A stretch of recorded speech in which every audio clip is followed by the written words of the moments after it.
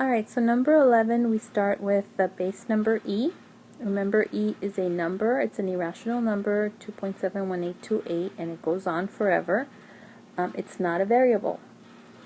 So for our reference points, same as before, okay, as the first three problems we did in the review. Negative 1 is 1 over b for y, so 1 over e. I'm going to write it as 1 over e right now.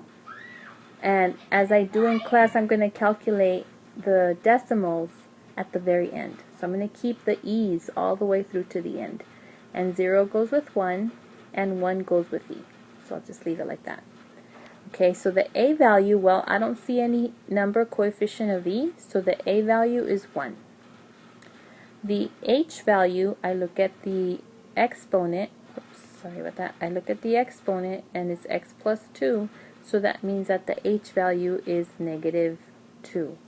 And then the k value is this one right here, so it's positive 1. So just 1. Okay, since I'm multiplying by 1, there's no need to show that step because 1 times any number is itself, right? So I'm going to leave that, I'm going to skip this step right here because there's no point in showing you that. The numbers are not going to change at all.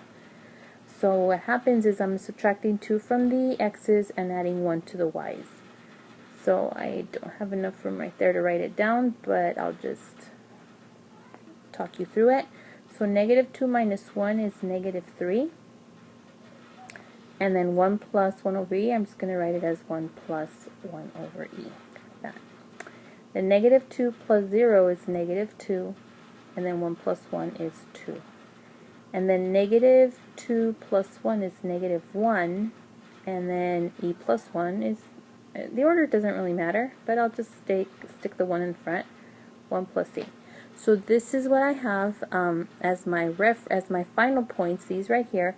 But again, we don't have a sense of where 1 plus e is on the graph, or 1 plus 1 over e. So I'm going to take a calculator and get those values in decimal form.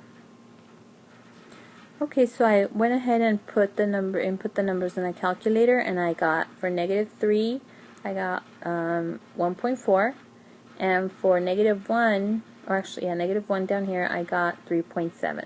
Okay, so what I did was I added e plus 1, and then I added 1 over e plus 1 for the first point, and that's where I got the decimals. And as I've told you in class, for our graphing purposes, it's okay if we round to the nearest tenth.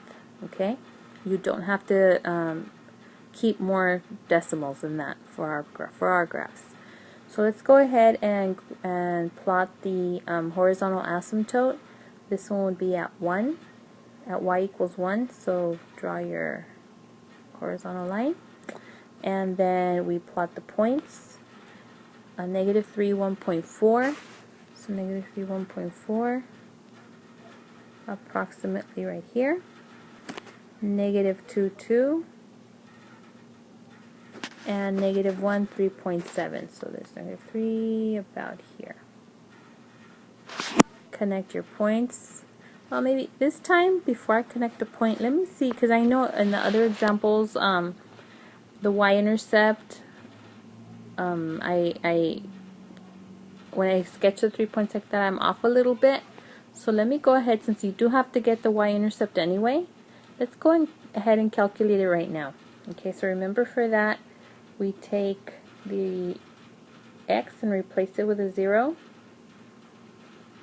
And so that's e squared plus 1. So that's going to give us, okay, so that's going to give us 8.4. Okay, e squared plus 1. So I think we could barely fit it. This is 6, 7, 8. 8.4 is like right at the tip of the graph paper right there. Okay, so now I connect the 4 points instead of 3, but I know where it's going to cross the y-axis.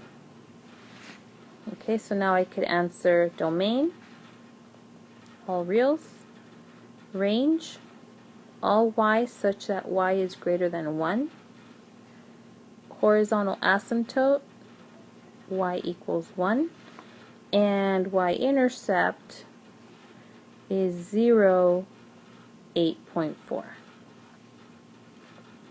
Okay, now again, remember 8.4 is the approximate number. If you needed the exact number, you would say 0 e squared plus 1. Okay?